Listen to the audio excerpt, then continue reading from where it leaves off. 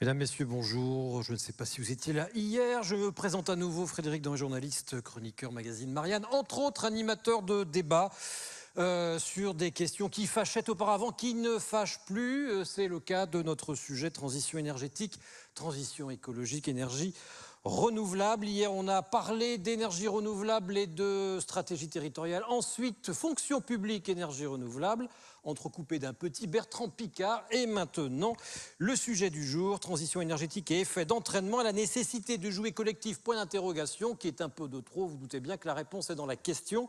Réponse qui sera donnée, mesdames, messieurs, merci de les accueillir, par Isabelle Albertalli, Daniela Burla et Antoine Rabin.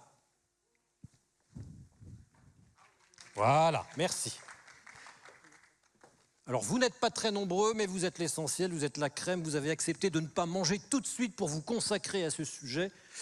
Vous êtes donc des autorités en la matière, mais ça veut dire que vous avez sans doute beaucoup d'attentes, donc je compte sur vous pour poser des questions. Nous avons 1 heure à passer ensemble.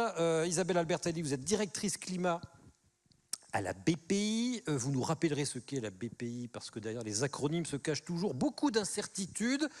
Dans un pays comme la France qui est la première mondiale en termes d'industrie de l'acronyme, du rapport, de la concertation. Daniela Burla, vous êtes directrice développement durable chez CETEC, vous nous direz ce qui se cache derrière CETEC. Et Antoine Rabin, vous êtes président et fondateur de Gécosphère, et vous me direz quelle est cette passion, l'origine de cette passion pour le gecko ou le gecko, je ne sais pas comment vous dites. Moi j'en ai des souvenirs un peu atroces d'une nuit un peu terrifiante en Martinique où, m'étant réveillé après avoir, comment dirais-je, ingurgité quelques boissons locales, je me suis réveillé les yeux vers le plafond et j'ai trouvé un gecko qui me regardait. Voilà, j'ai fini de vous raconter ma vie. Madame Burla, CETEC, qu'est-ce que CETEC ? Bonjour à toutes et à tous et merci de nous recevoir aujourd'hui dans le cadre de ce salon. CETEC, c'est un bureau d'études en ingénierie française de 3800 personnes, France et internationale, et nous intervenons dans les domaines des travaux publics, des bâtiments, de l'énergie et également de l'eau et de l'industrie. Vous êtes une société civile d'ingénieurs, c'est quoi ? Tout à fait, nous sommes indépendants et le groupe appartient aux collaborateurs. Au moins un quart des collaborateurs sont actionnaires dans notre groupe, ce qui nous donne quand même un avantage puisque nous pouvons être très agiles dans le choix de nos projets, de nos combats, par rapport à d'autres groupes qui peuvent avoir la pression et les injections de leurs actionnaires externes. D'accord, ce qui veut dire que vous avez le pouvoir de décision de prendre tel ou tel projet que vous ne partagez avec personne. Tout à fait. C'est vraiment une raison d'être qui est très profonde chez nous et nous avons cette chance-là d'avoir une direction qui est à l'écoute aussi des collaborateurs et qui nous permet de prendre des décisions collectives. D'accord. Tour de table rapide pour dire qui vous êtes, la BPI ? BPI France, c'est la banque publique d'investissement française. Qui sert donc à quoi ?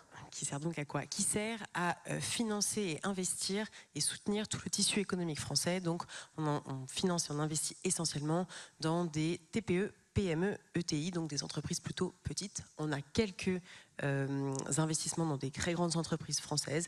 Le but, c'est de pouvoir soutenir ce tissu économique, assurer une souveraineté française en lien avec les politiques publiques gérées par le ministère de l'économie essentiellement.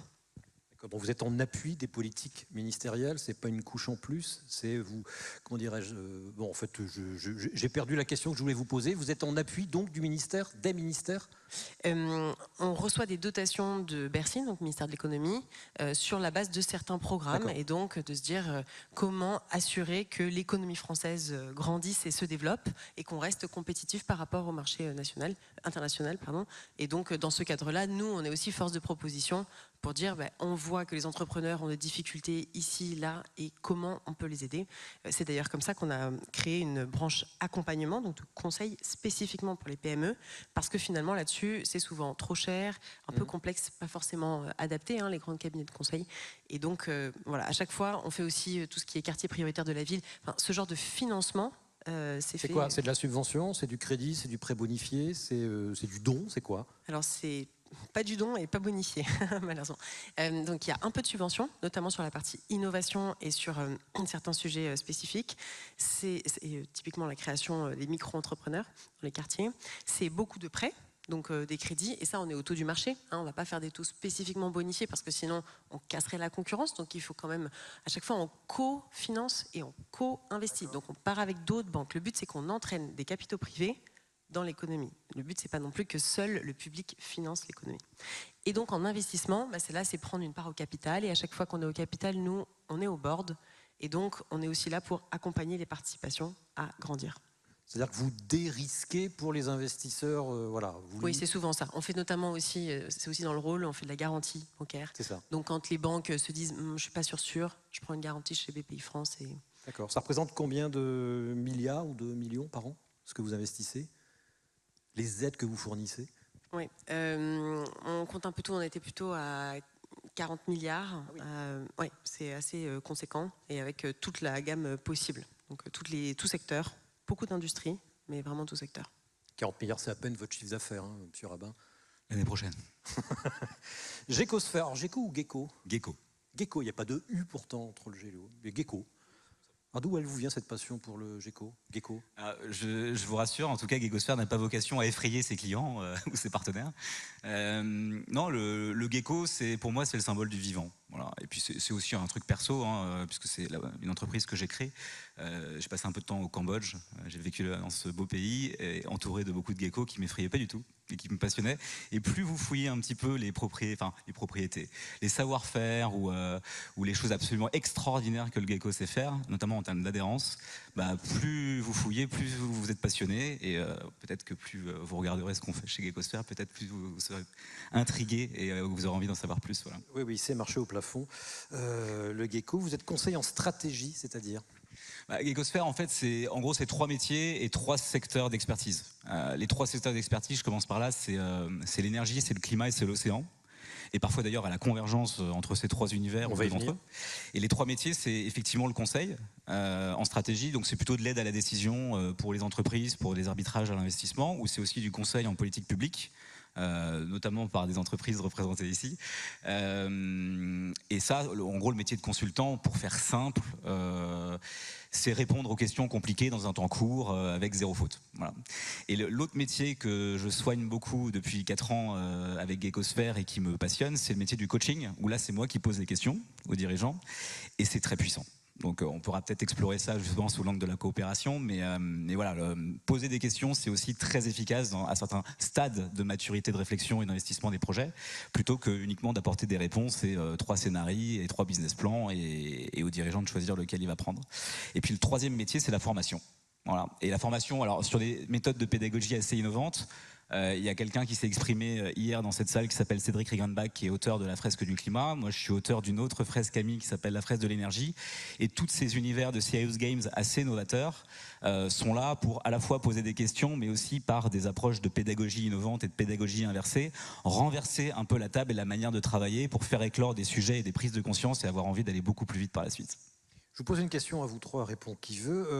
Je vous redonne le titre transition énergétique et fait d'entraînement, la nécessité de jouer collectif. Est-ce que ça veut dire que pendant des années, on ne l'a pas fait? Si on se sent obligé de titrer faut-il jouer collectif, c'est qu'on ne l'a pas fait avant? Allez-y. Moi, je n'ai pas l'impression, mais en revanche, je pense qu'on se rend compte maintenant du pouvoir d'accélération que ça génère. C'est-à-dire que certains se sont parfois mis à deux. Nous, on voit chez BPI France des entreprises qui collaborent entre elles, plutôt ça qu'au sein de l'entreprise. Et du coup, parfois, ils ont pris le voisin, ils ont pris quelqu'un du même secteur d'activité, ils se mettent à 2, ils voient ce que ça peut faire. Mais en fait, si on fait un collectif plus large, avec une animation et où on partage un certain type d'informations spécifiques et de contenu, alors on voit que ça va plus vite. Donc je pense qu'ils l'ont fait avant, mais peut-être pas à l'échelle qui permet une telle accélération. Dans vos métiers respectifs, et j'en reviendrai à vous, on va démarrer le collectif par le collectif interentreprises. C'est difficile de faire du collectif? On a tendance à dire qu'en France, on a du mal, c'est un pays très manichéen, c'est un pays où les gens s'opposent, c'est un pays où on n'arrive pas à discuter. Vous partagez ce constat, c'est difficile de faire collectif en France?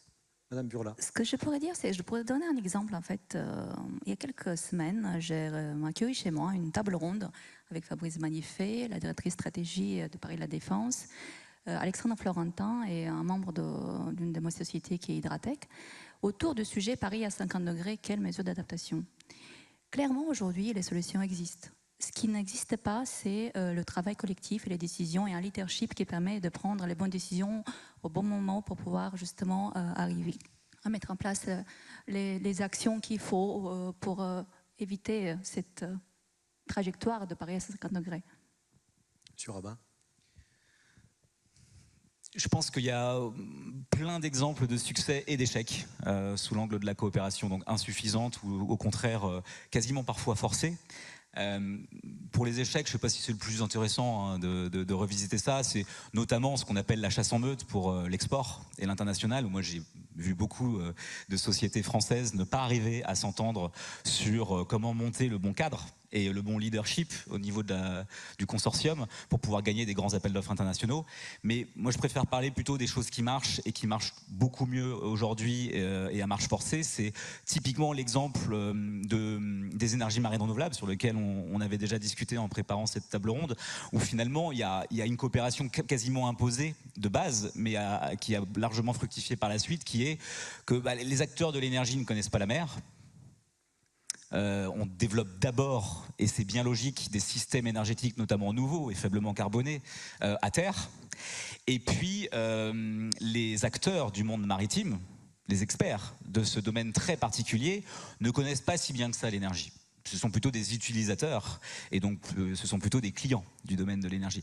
Donc en fait, le développement et la production d'électrons faiblement carbonés en mer nécessite finalement la convergence de deux secteurs qui ne se connaissent peu, l'industrie du maritime d'une part et l'industrie de l'énergie d'autre part. Et à chaque secteur, ses savoir-faire spécifiques et ses distinctivités. Par exemple, pour l'énergie, c'est savoir industrialiser une technologie complexe et avoir des cadences de fabrication et d'industrialisation qui sont pas tout à fait les mêmes dans le domaine du maritime, où on sort en gros un système complexe tous les ans ou tous les mois, alors que dans l'énergie, c'est plutôt 5 par jour, voire plus. Ça dépend de quoi on parle. Donc voilà, le secteur de l'énergie a ça et sait ce que c'est que industrialiser une technologie et baisser les coûts avec la montée et les économies d'échelle. Et l'industrie du maritime, lui, de manière un peu plus évidente, a une expertise d'un milieu extrêmement complexe et à forte contrainte. Et ça, c'était absolument indispensable que ces deux mondes-là se parlent pour pouvoir faire éclore typiquement une filière aujourd'hui qui a un très fort potentiel de contribution en France et à l'international qui s'appelle l'éolien en mer. On verra avec vous tout à l'heure comment on peut les faire dialoguer et comment vous avez réussi à le faire. Madame Burla, le collectif, ça commence au sein de l'entreprise, et plus une entreprise est grosse, comme plus une administration est grosse, plus on fonctionne en silo, moins on a de chance d'aller voir ce que fait le collègue d'à côté. Je caricature un peu, mais ça revient aussi régulièrement comme le chou, dans les débats d'hier notamment, mais pas que. Vous avez décidé de former tout le monde. Tout le monde a été formé, notamment à la fresque du climat. Vous avez des animateurs internes qui prêchent la bonne parole pour que tout le monde ait un même niveau de culture et d'exigence sur les questions qui nous préoccupent aujourd'hui. Alors, je vais revenir un petit peu en arrière. Il y a quelques années, en 2018, en fait, notre président, il a lancé un concours interne pour nos 60 ans d'existence. Il a demandé à nos jeunes de se projeter à la une de leur journal Frévéry. Qu'est-ce qu'ils imaginent faire en 2030 dans notre groupe. Et là, la surprise a été assez grande, puisque pratiquement tous les projets qui nous sont revenus, c'était des projets autour des solutions pour sauvegarder la planète, pour avoir des projets qui sont impactants. Il faut dire que CETEC, pour l'instant, les projets que nous faisons sont des projets du type la Fondation Louis Vuitton, le Vieil Domio, donc des projets très, valorisants, imposants. Et là, ce que nous avons constaté déjà dès 2018, c'est qu'il y avait une vraie demande qui venait des collaborateurs. Comment nous avons pris en compte cette forte attente des collaborateurs ? Nous avons en 2019 mis les bases d'une démarche interne qui s'appelle Ingénieurs et citoyens, qui est un peu notre raison d'être. Et derrière cette marque employeur, qu'est-ce qu'il y a ? Il y a, en tant qu'ingénieur, nous avons les solutions, ou en tout cas, on peut se former pour apporter les réponses aux donneurs d'ordre. En tant que société d'ingénierie, nous pouvons être porteurs de projets moins impactants, et en tant que citoyens, nous sommes vraiment tous concernés par le sujet. Suite à ça, tous les directeurs du groupe CETEC, à savoir que le groupe CETEC est formé d'une quarantaine de sociétés indépendantes, autonomes, sur des thématiques métiers différentes. CETEC bâtiment, Hydratec sur le sujet de l'eau, CETEC TPI pour le sujet de transport public et industriel. Et ce que nous avons fait, c'est que les directeurs se sont réunis et nous avons défini donc qu'est-ce que ça veut dire être ingénieur citoyen, sur 2 thématiques, plutôt les éco-comportements qui concernent notre propre empreinte en tant qu'être humain, et l'autre thématique, c'est le sujet des métiers, puisque et suite à ça, nous avons utilisé les compétences de Carbone 4 pour définir différents scénarios en fait, d'évolution du métier du groupe. En 2020, nous avons vraiment lancé un certain nombre de défis internes autour des métiers, qui sont la conception bas carbone, mobilité décarbonée, énergie décarbonée, adaptation des territoires au changement climatique, et comment est-ce que nous pouvons accompagner les territoires à cela. Et comment ça s'est traduit? En fait, quand j'ai pris en charge cette démarche en 2020, je me suis dit, en fait, la base, c'est la formation. Et pourquoi est-ce que nous allons commencer? J'ai contacté Cédric Dembach et je l'ai fait venir pour former d'abord tous les directeurs du groupe. Donc pour la fresque du climat. Pour la fresque du climat. J'ai mis tous les directeurs dans la même pièce. Bon, c'était en 2021, c'était encore un peu sensible pour du Covid, hein, mais bon, ça s'est passé avec les masques et tout, on a réussi à faire ces fresques. Et après, dans un amphi qui ressemblait un petit peu à celui-là, nous avons fait tout un débat toute l'après-midi autour de qu'est-ce que l'ingénierie peut faire. Donc ça se passait en 2021. Et depuis lors, j'ai formé plus de 2300 personnes. Chez nous, c'est beaucoup hein, en interne, puisque donc, nous sommes une ingénierie. Par des animateurs internes, donc nous avons 46 animateurs internes à la fresque du climat, mais pas que. Dans le cadre de différents groupes de travail mis en place au niveau des défis, nous avons créé des outils, des guides internes, un guide sur la construction bas carbone, mobilité décarbonée ou ingénierie décarbonée.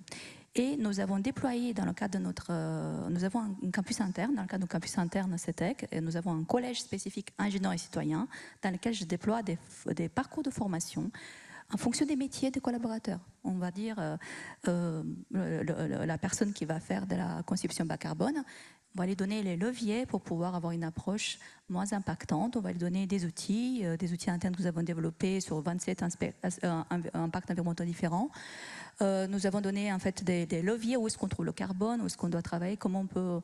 Donc voilà, c'est comme ça que nous avons procédé pour monter en compétences. Ah oui, donc c'est pas que la fresque du climat, c'est une formation permanente, interne, à l'adaptation de leur métier. Exactement, aux contraintes nouvelles. Qui sont animés par nos propres ingénieurs.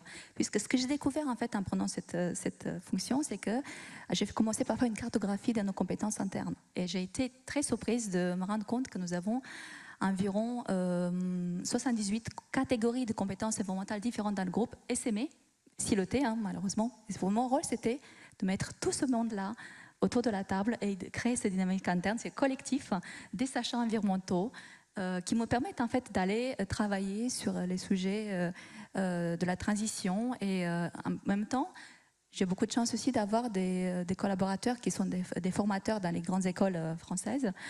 Et en fait, je n'ai pas besoin d'aller chercher des formateurs à l'extérieur. En fait, nous avons déjà un bon terrain chez nous de fertile pour porter ces formations nous-mêmes. Cette formation interne, donc le collectif interne que vous travaillez, que vous densifiez par ces formations internes, ces formations sont là pour adapter vos métiers aux réglementations environnementales, ou il est là pour apporter quelque chose en plus, une offre en plus? Parce que ça tombe sous le sens, il y a une réglementation, il y a des lois, vous êtes obligé de vous y tenir comme tout le monde. Alors pourquoi former spécifiquement vos ingénieurs sur ces questions d'environnement? C'est justement pour aller plus loin. Parce qu'être ingénieur citoyen, chez nous, ça ne veut pas dire faire juste respecter la réglementation. C'est justement chercher la valeur ajoutée et aussi donner les clés de lecture des projets et des programmes des projets. Ce que nous essayons de faire, c'est de se positionner le plus possible en amont au niveau des projets et pour aller réquestionner s'il le faut. Avec vos clients ou les lanceurs d'appels d'offres, c'est-à-dire vous essayez d'orienter les projets vers Exactement. quelque chose qui vous convient plus. Non, c'est vers quelque chose que nous avons estimé qui peut être moins impactant et ayant des externalités négatives moins importantes. Donc c'est ça que nous souhaitons faire, c'est éclairer en fait le débat public, éclairer les donneurs d'ordre, en tout cas donner les clés de lecture à nos collaborateurs et en fait on se rend compte que le marché n'est pas toujours très comment dire, mature sur ces sujets. Je ne sais pas ce qu'Isabelle pense. C'est-à-dire que quand nous souhaitons proposer des variantes pour les projets, ne sont pas forcément toujours entendus par nos clients. Donnez-nous un exemple, si vous le pouvez. C'est compliqué, je ne souhaite pas mettre mes clients en... Mais en tout cas, ce que nous essayons de faire, c'est de leur proposer, même si ce n'est pas valorisé dans les appels d'offres, nous proposons en fait des alternatives pour pouvoir en fait qu'ils soient jugés, en tout cas pour eux-mêmes, ils puissent s'acculturer. Qu'est-ce que nous avons fait pour que nos collaborateurs continuent à travailler sur ces aspects de variantes? C'est que nous avons créé un grand concours interne en 2022, dans lequel nous avons financé en interne. On aurait peut-être pu passer par BPI pour avoir des financements, mais nous avons financé nous-mêmes un concours où nous avons 250 collaborateurs qui se sont inscrits pour contribuer à ce concours et nous proposer des projets alternatifs. Nous avons fait un événement à la Gaîté Lyrique où nous avons invité nos clients pour leur expliquer, chers clients, nous savons faire et nous avons les solutions.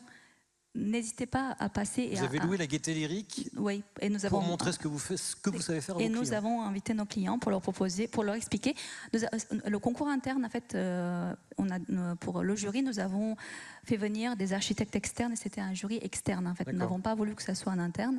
Et donc, par exemple, un des projets qui a gagné, c'est Terre Fertile. Ah bon? Oui, tout à fait. C'est Terre Fertile, c'est pour pouvoir proposer des alternatives, en fait, ou de régénérer les sols des projets d'infrastructure.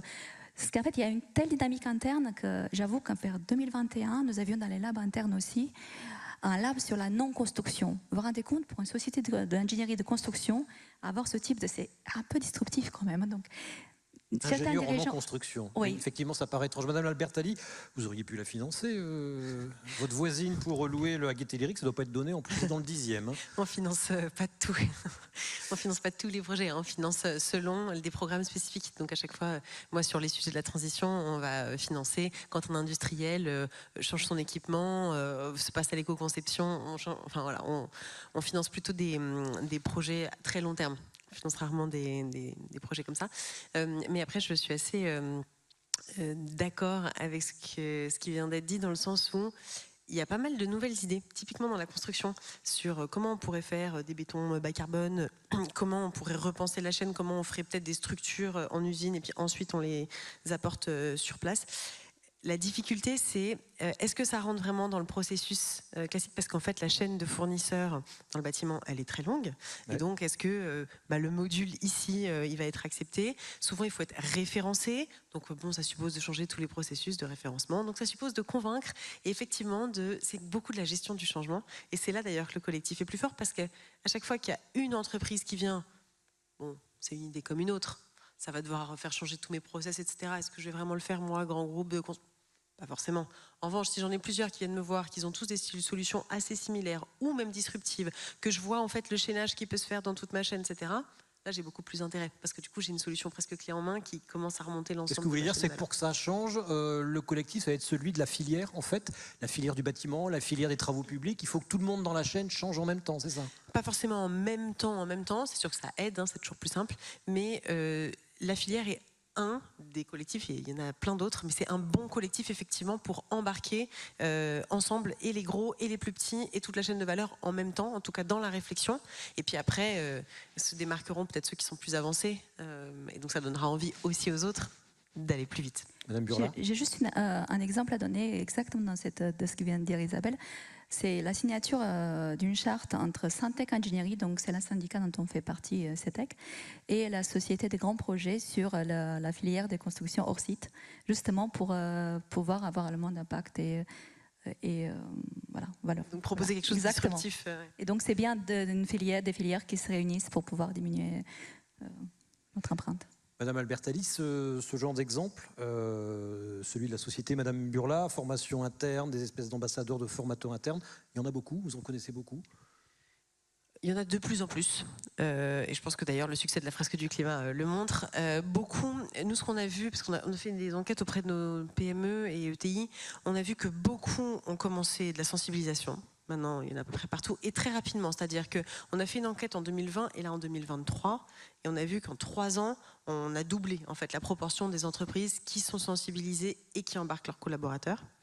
Après, pour aller à l'étape suivante, à savoir faire un vrai virage stratégique, repenser son business model, embarquer tous les collaborateurs dans des projets plus transformants, là c'est plus compliqué, et donc on va avoir encore un peu de marge de manœuvre. Après, il y a eu un contexte macroéconomique qui fait que certains se sont dit, bon, je sensibilise, mais après, il faut que je gère mon énergie, mes matières premières, mon process industriel, on changera ça plus tard. Là, maintenant qu'ils ont réussi à passer ces moments-là, on voit une nouvelle volonté d'aller plus vite, et donc ça passe par ce genre de formation, passe par un moteur interne. Après, c'est sûr que nous, ce qu'on voit, c'est que les entreprises qui bougent le plus vite, c'est celles où le dirigeant ou la dirigeante est convaincu. C'est eux qui ont le moteur le plus fort pour ensuite entraîner. Et puis après, il y a une gestion du changement de toute leur entreprise.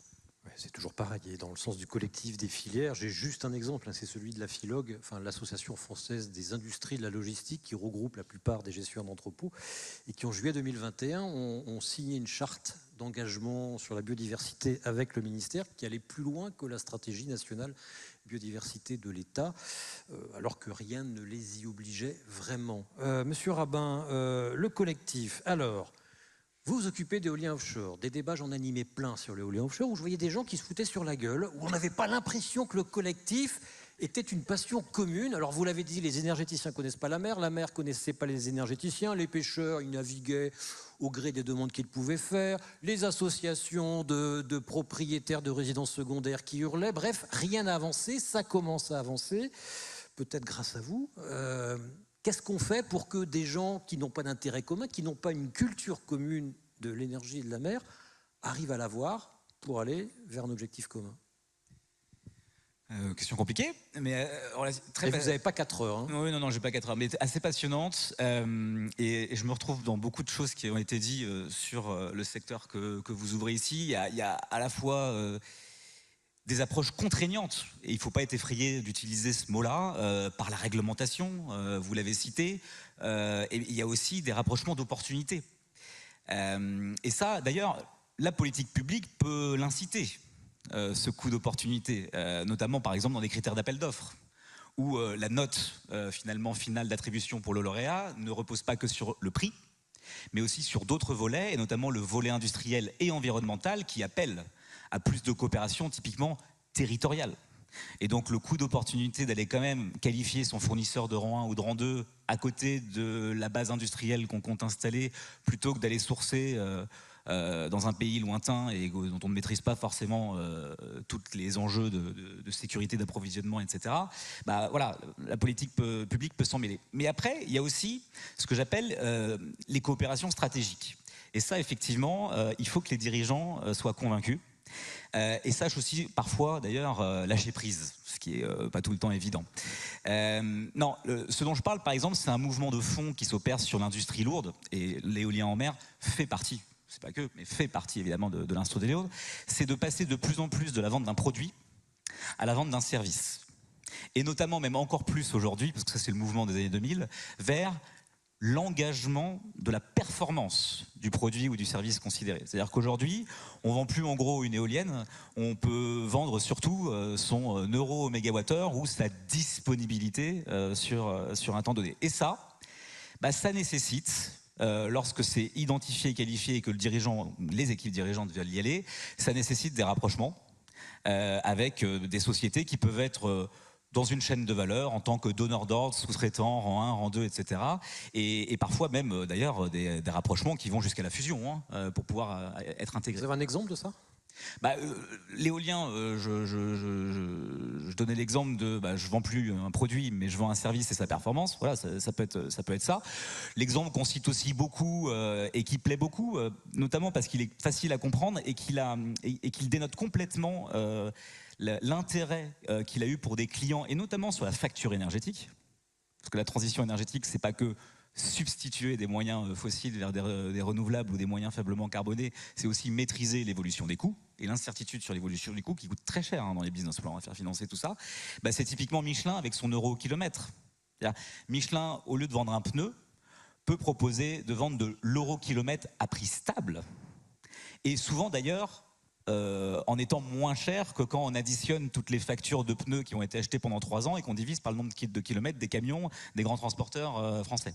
Ça revient du leasing ou le collectif là-dedans. Exactement. Voilà. Et on revient après faire les dynamiques d'économie de la fonctionnalité, qui est un peu un buzzword qu'on utilise beaucoup depuis 10 ans. On vend un service, on loue quelque chose. Et on se rémunère sur la performance. Mais en quoi le collectif explique ceci?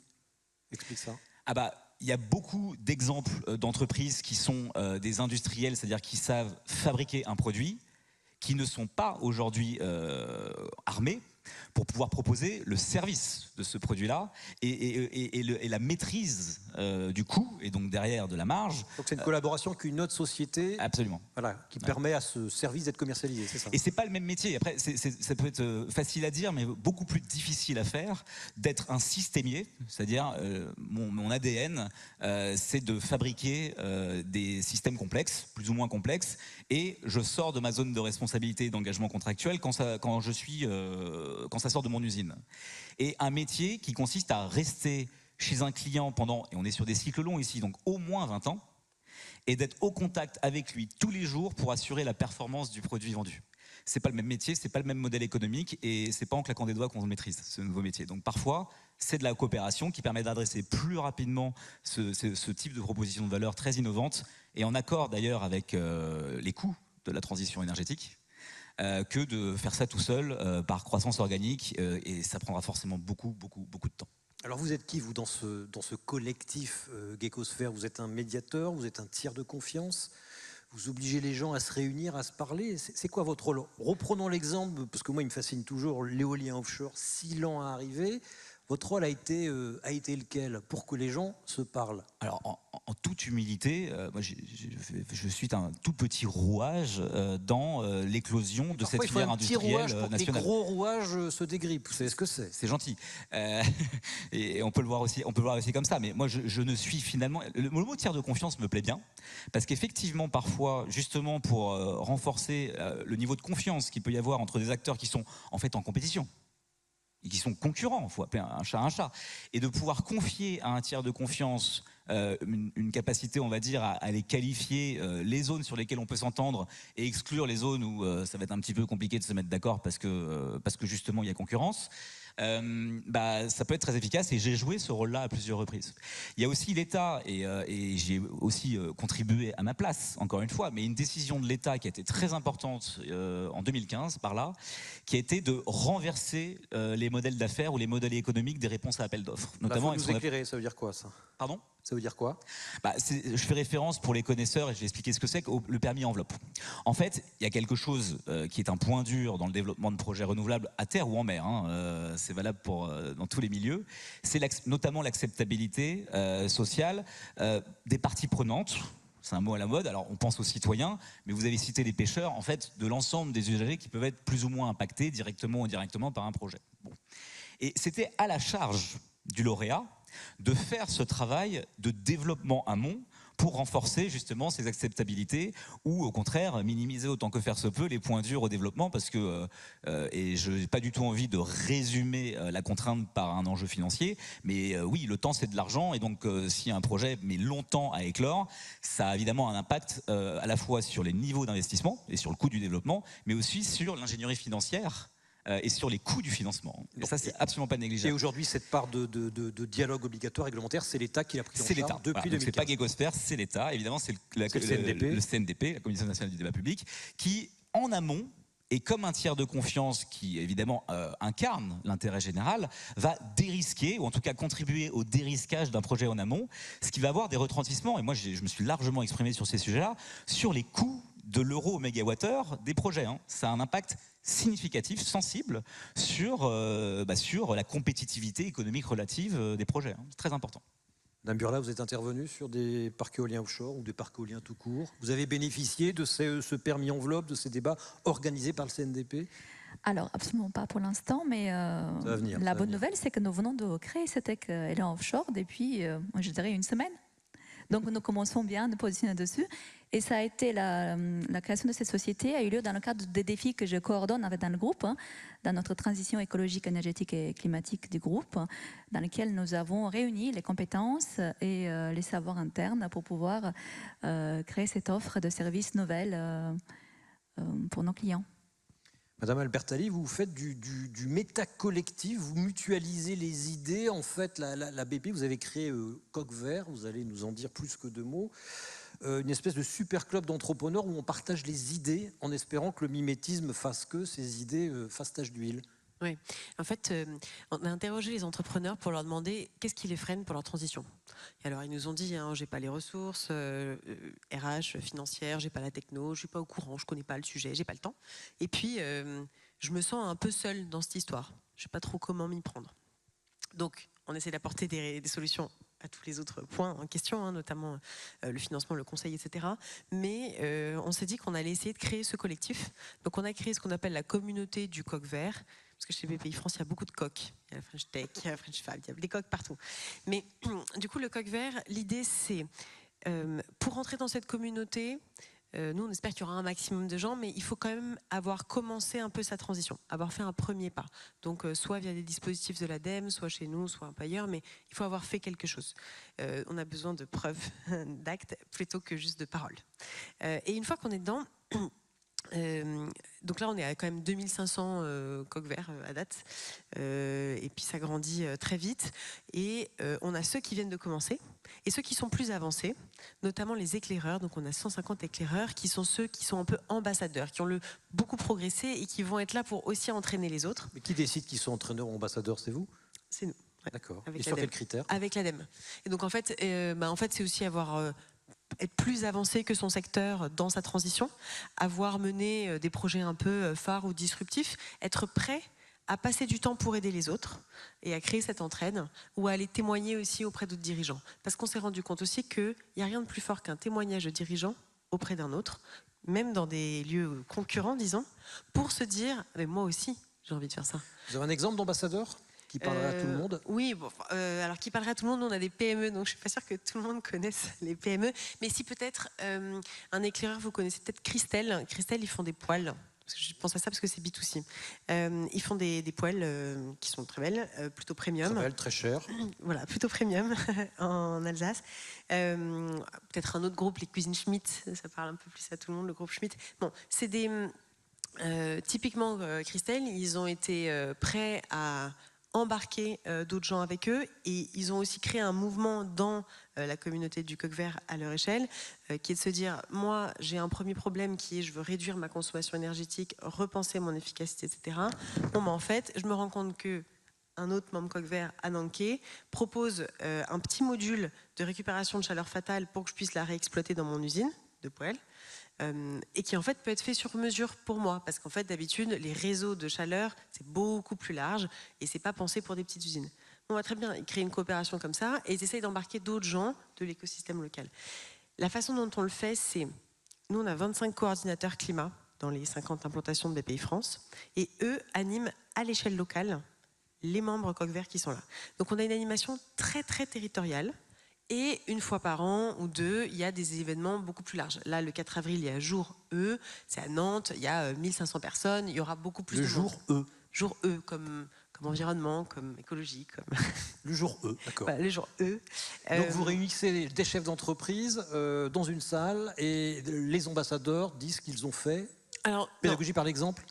Alors oui et non, il n'y aura pas que des ambassadeurs, déjà c'est ouvert à tout le monde, tous les dirigeants d'entreprise, donc là c'est à Nantes cette année. Le principe c'est qu'on a pris 4, 5 même grands thèmes et les dirigeants viennent pour faire 3 choses. 1, travailler, ils viennent pas pour se balader, ils viennent bosser par atelier de 8-10, donc justement pour recréer ces cordées. Vous leur demandez de bosser sur quoi? Sur un thème spécifique. Ensuite, par exemple, je vais vous donner les 4, mais en gros ils font des ateliers où ils peuvent ensuite aller écouter des pitchs de Green Tech qui viennent proposer une solution au sujet qu'ils viennent d'aborder. Et 3, aller voir des masterclass sur des sujets plus descendants, type réglementation, plus compliqués. Je vous parle des 4 thèmes qu'on a cette année. Il y a la décarbonation de l'industrie, il y a l'énergie, il y a la biodiversité et les ressources qui vont avec. On va aussi parler adaptation. Et on a même un endroit pour le rôle de la jeunesse et les ressources en fait, qu'on peut y trouver. Ces sujets-là, c'est des sujets que tout entrepreneur a, et donc ils viennent, et il y a plein de sous-thèmes. Exemple, sur une énergie, on va parler typiquement réseau de chaleur. Donc on va être là sur comment gérer ma chaleur fatale. Qu'est-ce que j'en fais, cette chaleur que je n'utilise pas? Expliquez la chaleur fatale pour nos amis. Oui, justement, la chaleur fatale, donc c'est cette chaleur que je génère dans mon usine. Exemple, j'ai plein de serveurs data où on stocke toutes nos données. Qui génèrent de la chaleur. Beaucoup de chaleur. J'en fais rien, il fait juste chaud. Je vais peut-être même mettre une clim. Non, qu'est-ce que je pourrais faire? Je pourrais récupérer toute cette chaleur. Et en fait, ça permet d'aller, par exemple, chauffer une serre agricole à côté. Puisque du coup, c'est récupérer cette chaleur. Quand c'est fatal, c'est qu'on ne l'utilise pas. Juste, elle est perdue. Donc des choses comme ça, on va en faire plusieurs. Donc on le fait là, sous ce grand événement. Mais de façon très locale, ça va être... Ok, on vous retrouve sur un thème. En début d'année, en général, on leur demande à ces membres de la communauté quels sont leurs problèmes, de quoi ils veulent parler et sur quoi ils veulent se retrouver. Et puis ils viennent et nous, on trouve les experts spécifiques. Exemple, là, il y a le décret tertiaire. Donc, quand je vais avoir du bâtiment, je vais devoir répondre à certaines normes. Moi, j'ai peut-être une usine qui est là depuis bien longtemps et ça va être compliqué de les mettre aux normes, ça va me coûter cher. Et puis, c'est quoi les normes? Je ne suis pas du tout expert. Qu'est-ce que je dois faire? Et donc, on fait venir des experts, et à la fois bureau d'avocats que des experts du bâtiment, etc., qui viennent leur expliquer comment s'en sortir. Puis, comment vous les trouvez, ces petits coqs verts? C'est les entreprises que vous avez, dont vous avez participé au financement des projets? C'est elles qui viennent vous voir? Vous allez les auditer pour le coup? Comment ça se passe? C'est la cooptation? Donc il y a une éligibilité qui est marquée derrière le site, accessible pour tout le monde, sur la communauté du coq vert. Il faut avoir fait soit... Donc le but, c'est d'avoir fait un premier pas. Mais donc, comment on le fait? C'est soit par certains dispositifs 100% dédiés sur la transition chez BPI France ou à l'ADEME, ou avoir une norme ISO 14001, ISO 50001, qui sont des normes assez exigeantes. Et donc, soit ils candidatent directement sur le site, soit nous, on voit aussi des clients qu'on accompagne, et on se dit, mais en fait, vous avez déjà bien progressé, venez en parler à d'autres, vous rentrez dans les critères d'éligibilité, bienvenue, on serait heureux de vous avoir. Après, ils viennent, ils y passent du temps, c'est à eux de gérer. Et effectivement, on voit des gens qui sont très à la recherche de ce collectif, qui ont besoin de trouver une cordée et des gens qui vont les aider derrière, et d'autres qui disent, moi ça me prend déjà pas mal de temps, je vais déjà continuer mon projet et puis je viendrai après. Vous avez dit une cordée, hein? Oui, nous on est très sur les cordées. Oui, ça me fait penser à quelqu'un. Mais pourquoi Gecosphère et Madame Burlan n'y sont pas coqs verts alors? Parce qu'on prend des entrepreneurs, par exemple typiquement les bureaux d'études et cabinets de conseil ne rentrent pas dans le cadre, puisque eux ça va plutôt être les experts qu'on fait venir pour aider les entreprises. Mais là ça va être un échange de dirigeants de PME sur leur technique. Donc eux en général on les invite pour parler à ces dirigeants-là. Mais après, on va faire plus par secteur. D'accord, vous avez une chaîne YouTube qui s'appelle, je ne sais plus comment elle s'appelle. Sur YouTube, on a plutôt lancé Un pas de plus, qui met en avant ce que les dirigeants ont fait en 3 minutes. Il y a une nouvelle saison sur l'eau là, qui sort, sur comment s'améliorer. Après, on a sur la page LinkedIn du Coq Vert, il y a plein d'exemples tout le temps. Voilà, des petits films de 3 minutes, je vous invite à aller les voir. Moi, ça me réjouit ce que vous me dites, parce que pour avoir animé aussi beaucoup de débats, par exemple, dans le secteur du transport et de la logistique, sur la mutualisation. L'Arlésienne, la tarte à la crème, on va mettre moins de camions dans les villes, donc on va les bourrer à bloc entre concurrents. Et en fait, on va le faire, mais on ne le fait pas. Il manque un tiers de confiance, le secret des affaires, blablabla. Et là, pour le coup, le collectif ne fonctionne pas et ne fonctionne toujours pas. Là, vous montrez tous que ça peut fonctionner. Qu'est-ce qu'il faut justement pour qu'il y ait du collectif? Vous l'avez dit, il faut je ne sais plus qui l'a dit, il faut un dirigeant, quelqu'un qui entraîne. Alors vous avez cité Michelin, Jean-Dominique Sénard, il n'y en a pas beaucoup en France, des Jean-Dominique Sénard. Il y en a quelques-uns quand même. Qu'est-ce qu'il faut d'autre? Et qu'est-ce qui interdit d'avoir du collectif? Non, ça je vous poserai la question après, on va trancher. D'abord, qu'est-ce qui fait qu'on peut avoir du collectif, mis à part une personnalité entraînante? Madame Burla, peut-être. Alors, ça dépend. Enfin, il y a plusieurs niveaux au niveau des collectifs. Oui.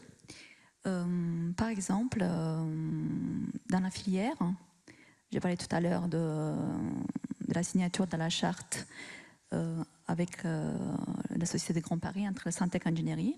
Donc, Syntec Ingénierie, il y a, on va dire, une centaine d'ingénieries françaises qui ont signé il y a quelques temps. Il y a en 2019, je dirais, la charte climat, dans laquelle nous engageons tous à travailler sur la diminution de l'impact environnemental de nos projets. Et dans ce cadre-là, nous avons mis en place aussi parfois des processus de go-no-go des projets quand nous nous retrouvons, oui, en tant que concurrents, mais nous nous trouvons aussi en tant que partenaires parfois et nous décidons ensemble si oui ou non nous allons sur un projet en fonction des critères que nous définissons ensemble. Et là, vous n'allez pas me donner d'exemple non plus. J'aimerais beaucoup, mais je peux vous donner peut-être des filières, pourquoi pas. Je peux vous dire que nous n'allons pas travailler sur l'extraction des énergies fossiles, ou nous n'allons pas... Ça, tout le monde le dit, tout le monde le fait aujourd'hui, ça. Oui, peut-être. Je ne sais pas, peut-être qu'Isabelle pourra. Il y a encore du pétrole, donc il y a des gens qui forcément le font. Ouais, je peux dire, c'est de moins en moins courageux de dire qu'on ne va plus extraire d'énergie fossile. Je vous taquine. Oui, mais je pourrais vous donner un autre exemple. Je ne vous donnerai pas le nom du client puisque ce n'est pas l'endroit pour le faire. Et je pense que parfois le client peut avoir aussi des intentions positives. Hein, donc c'est pas générique, c'est projet par projet qu'il faut regarder cela. Par exemple, la réalisation d'une route qui avait comme objectif de déforester la forêt amazonienne, par exemple. Voilà, nous avons été sollicités pour faire l'AMO de ce projet et avec nos partenaires concurrents à l'occasion, nous avons dit non puisque la raison d'être de cette route n'était pas justifiée. D'accord. Il y a un autre temps de collectif, je pourrais vous parler aussi du collège des directeurs de développement durable dont je fais partie du conseil d'administration dans lequel 340 directeurs de développement durable se retrouvent et partagent les bonnes pratiques notamment au niveau des modèles d'affaires et comment est-ce que les entreprises peuvent se réencastrer dans les limites planétaires. Dans ce cadre, nous avons mis à disposition des outils des directeurs de développement durable et notamment un MOOC gratuit qui s'appelle Comprendre la crise écologique pour réinventer l'entreprise, dans lequel nous donnons en fait des outils ou des exemples, ou en tout cas nous faisons intervenir des leaders qui peuvent inspirer d'autres collaborateurs et d'autres dirigeants. D'accord, donc un dirigeant qui entraîne, exemplaire, une formation interne, une charte qui agrège les compétences, les volontés, en tout cas qui donne un objectif à une filière entière. Quoi d'autre, monsieur Rabin ? Pour reprendre, il faut faire le lien avec ce que vous avez dit, et auquel je souscris complètement. Je crois que, et je reviens vers les métiers que je précisais sur Gagosphère, c'est-à-dire conseil, coaching et formation. Parfois, il faut le faire à l'envers. Formation, coaching, puis conseil. Et d'abord, c'est non seulement toucher la tête, c'est-à-dire ce qu'on appelle notre cerveau rationnel, et ça, les dirigeants sont tous globalement très bien équipés de cette partie-là du cerveau, les chiffres, le risque, j'y vais et pour combien j'ai peur. Toucher le cœur. Et quand vous avez touché la tête et le cœur d'une équipe dirigeante, c'est là et que vous les avez accompagnés vers une meilleure compréhension. Comment on touche le cœur d'un dirigeant qui a un ROI, qui a du reporting à faire, dont le temps n'est pas le temps de la nature, de la transition, c'est le temps de ses actionnaires. Tout à fait. Comment je ne connais pas de meilleur outil que les Serious Games dans leur ensemble. On a cité la fresque du climat qui est un outil extraordinaire pour faire ça et moi qui me fait gagner un temps fou, qui fait gagner mes clients beaucoup de temps pour asseoir comme ça en l'espace d'une demi-journée, on va dire. Parce que ça joue vraiment au sensible. Ah oui. Vous avez déjà fait l'exercice ? Oui. Ouais. Ça vous a pas touché ? Non, mais je l'avais fait avec Cédric et je prétends connaître le sujet depuis 30 ans, donc ça m'a peu touché. D'autres, oui. Ouais. Mais hormis ça, ça touche vraiment au sensible, au passé, à la culture des gens. Ça touche à quelque chose de... Pour revenir vers votre question, pour moi, ça fait comprendre, donc ça touche et ça fait comprendre l'étendue, on va dire, de l'enjeu. Et derrière, le fait de revenir un peu en posture d'humilité, ça fait du bien parfois, et de comprendre que tout seul, et à jouer tout seul dans sa cour, ça sera impossible de répondre aux problèmes. Et donc derrière, ça veut dire un élan de coopération. Donc derrière, transformation de l'équipe dirigeante, transformation du business model, et on a parlé de quelques exemples concrets tout à l'heure pour dire que tout seul, pour transformer mon business model et passer d'un produit à un service, je ne vais pas y arriver tout seul. Oui, pardonnez-moi, mais la fresque du climat, c'est du one-shot, on le fait une journée, 2 journées, mais la motivation liée à l'émotion peut retomber aussi sec qu'elle est venue. Alors ça, c'est une très bonne remarque, et c'est l'extraordinaire frustration que nous vivons en tant que fresqueurs, fresqueuses, c'est comme ça qu'on s'appelle, quand on peut revoir parfois nos clients, nos équipes dirigeantes 2, 3 semaines, 1 mois, 3 mois après, et qu'on constate en fait le fait qu'on a généré un pic de prise de conscience et d'impact en fait pendant cette fameuse demi-journée et que c'est retombé à plat 3 mois après et en business as usual si on utilise un mauvais terme français. Mais donc tout l'enjeu, c'est de ne pas oublier que, de ne pas non plus charger ce type de demi-journée en disant que c'est cette demi-journée-là qui doit tout changer. Il faut évidemment capitaliser sur la suite. Et c'est d'autres couches, et donc je reviens sur les métiers, derrière la formation, si on résume cette demi-journée de Serious Game à une formation, derrière il y a un accompagnement qui doit se faire dans la durée, en continuant à poser des questions différentes et adaptées, ça c'est le coaching, et derrière en réorganisant la maîtrise des risques et des opportunités, un bon vieux business plan, et parfois un tiers de confiance ou un expert extérieur peut aider à faire ça, mais c'est évidemment aux arbitrages de l'entreprise ensuite de s'exercer. Vous avez dit un tiers de conscience. Joli lapsus. C'est joli. Ouais. Madame Albertalli. Moi, j'ai peut-être 2 idées en plus pour ce collectif. Un, sur l'expérience de ce qu'on a vu chez les membres Coq Vert. Un, plus c'est territorial, plus les gens se connaissent et se disent « Ah bah là, je vais pouvoir trouver une solution de quelqu'un qui est à côté de chez moi. » Donc ça va être facile.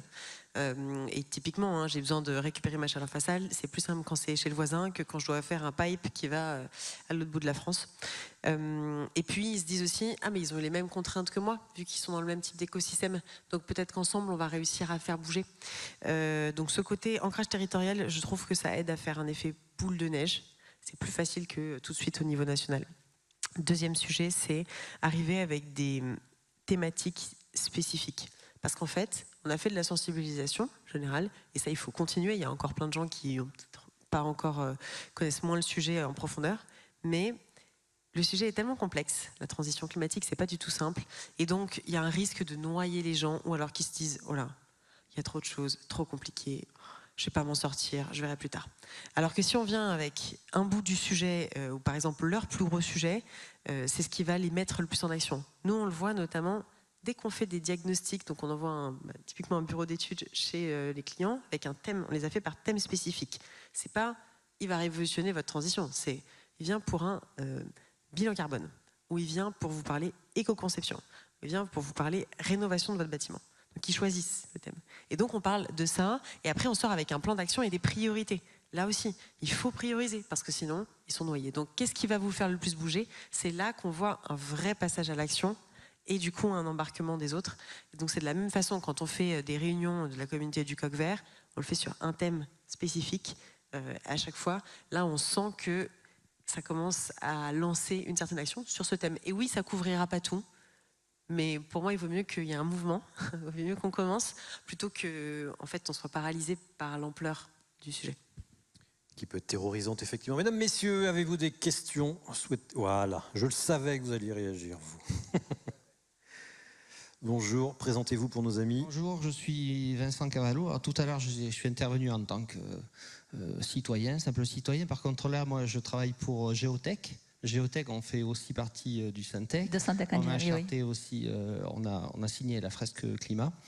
Et vous parliez tout à l'heure, monsieur le journaliste, du fait que la fresque climat, le serious game, comme vous dites en anglais, n'est donné qu'une seule fois à nos collaborateurs. Ça dure une demi-journée. Donc déjà, il faut mobiliser notre personnel pendant une demi-journée. C'est pas évident. Nous, on est 500 dans notre entreprise, et effectivement, il a fallu plusieurs mois pour faire cette fresque climat. Par contre, c'est juste pour jouer collectif. C'est-à-dire que nos ingénieurs ont été... Enfin, au départ, la fresque climat a été donnée à tous les responsables d'agences et de services. Ça s'est fait une première fois. Ensuite, ce sont les ingénieurs qui ont fait cette fresque. Et ensuite, on est passé aux techniciens, aux sondeurs, etc. C'est-à-dire que tout le monde a été mis... Donc c'est ça, jouer collectif. On a donné le même message. Cette fresque climat est très, très bien faite d'ailleurs. Donc tout le monde a été sensibilisé. Donc il y en a qui sont plus ou moins touchés parce que voilà, il y a des gens qui se fichent un peu du climat, etc. ou de l'écologie. Mais il y en a qui ont été sensibilisés. Et à partir de là, la direction peut décider d'une stratégie pour améliorer et essayer de répondre à la charte climat, mais entraîner le maximum de personnes de la société même. de chaque société. Et ensuite, une fois que tous les employés d'une société vont dans le même sens, on peut effectivement s'associer avec d'autres sociétés qui ont la même stratégie ou la même compréhension de la chose. Je vais juste compléter en fait, parce que Syntec Ingénierie, c'est choisi un nouveau plan d'action en fait, qui ressemble beaucoup au plan de transformation de l'économie française. C'est un autre monde est atteignable grâce à l'ingénierie. Donc il y a 4 axes différents qui ont été mis en place depuis quelques mois, notamment. Le premier, c'est travailler sur la transition écologique, énergétique et climatique ensemble. Le deuxième, c'est la partie digitale et comment est-ce que le numérique peut contribuer à cette transition. Le troisième, c'est réindustrialiser la France, je crois. Et dernier, c'est cultiver les talents, parce que finalement, à la fin, nous avons que les talents qui est la seule notre richesse. Et donc, ça tombe bien parce que le président de Syntec Ingénierie, c'est le président de CETEC. Et donc, c'est exactement, c'est quasi les mêmes thématiques qui ont été choisies chez nous dans le plan stratégique du groupe. Après avoir posé les bases de la démarche à jeunes citoyens, nous avons fait ce plan stratégique justement, et il y a une continuité. Tout à l'heure on parlait de comment est-ce qu'on peut ne pas avoir one shot, avoir que cette partie collective, mais c'est aussi avoir des projets et si possible impliquer tous les dirigeants. Ce que j'ai comme chance chez moi, c'est les différents défis dans le groupe sont pilotés par les DG des sociétés.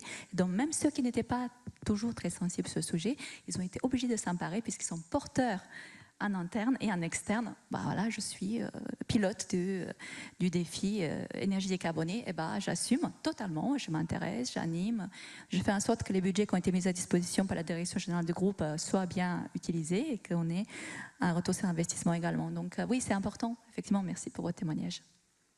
Mesdames, Messieurs. Oula, c'est mou tout ça. Ou vous avez déjà mangé, vous avez très faim. Ah, voilà. Le micro arrive, monsieur. Relevez la main, on ne vous a pas vu.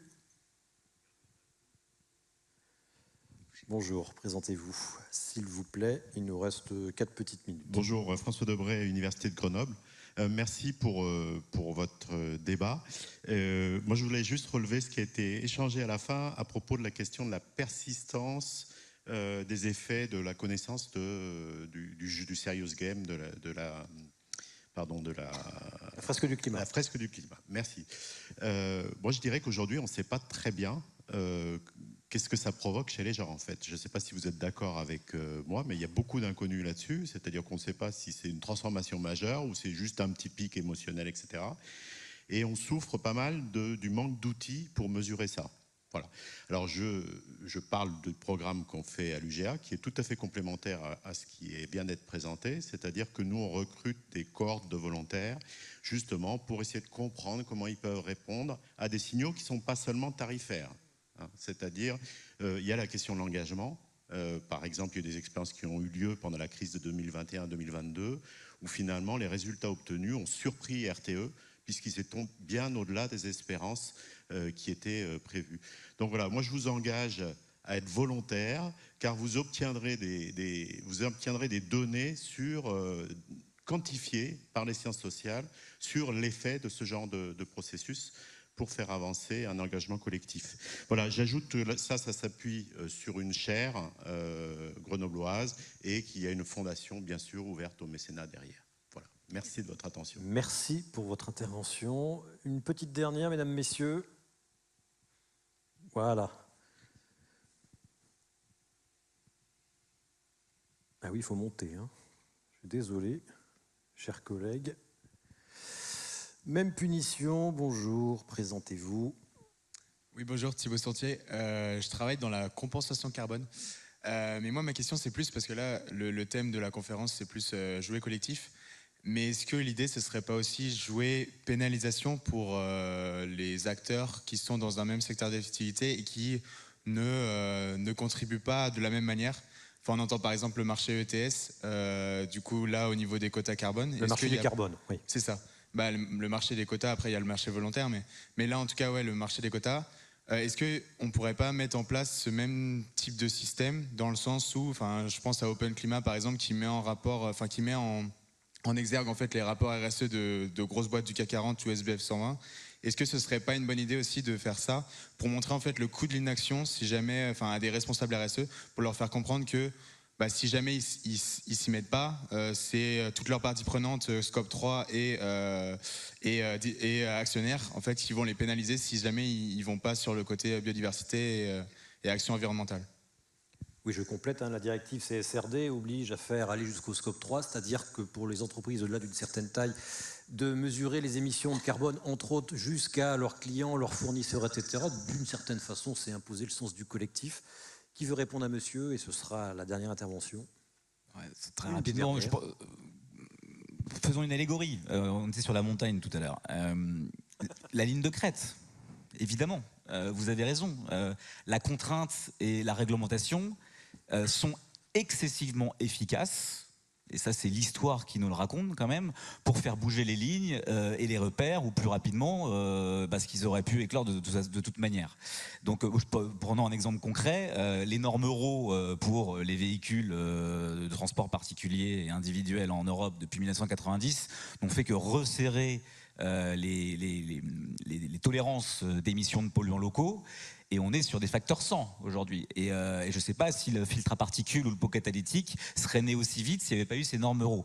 Donc évidemment que la contrainte et le pouvoir de la contrainte est extrêmement efficace. Maintenant, je pense aussi, et je vous avoue que c'est un vrai terreau pour moi de réflexion et de conviction, c'est que si on reste que sur la contrainte et tu es obligé et tu n'as pas le choix sinon tu vas mourir, on n'y arrivera pas. On n'y arrivera pas parce qu'en fait, il y a des entreprises qui vont mourir et les autres qui s'en sortiront dans le mal-être et pas forcément sur les hauteurs de marge qu'on a besoin aujourd'hui de savoir bâtir en jouant collectif. Donc, le terrain d'opportunité et comprendre en fait, et c'est moi en fait, je terminerai par ça parce que c'est le mot qui m'inspire le plus depuis plusieurs années, et j'essaye de l'insuffler aussi dans les organisations à tous les niveaux, et certainement pas que dans l'équipe dirigeante, c'est le pouvoir d'influence.